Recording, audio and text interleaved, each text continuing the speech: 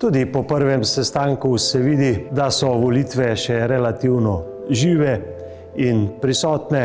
Jaz si želim, da se najprej sprejme rezultat volitev tak, kakršen je, potem pa, da v parlamentu čim prej začnemo z delom. Zato rabimo tudi ustrezne odbore in jaz sem pa njihova vodstva. Tega danes še nismo storili. Jaz sem prepričan, da bo po petkovi seji Državnega zbora lažje in pa jasneje. Se pa kaže tudi po takih sestankih še kako na mestu odločitev predsednika vlade, da teži k vladi narodne enotnosti. Volivke in volivci so mandate razdelili tako, da je treba sodelovati preko tradicionalnih delitev in k temu smo v poslanski skupini Gibanja Svoboda zavezan tudi še naprej.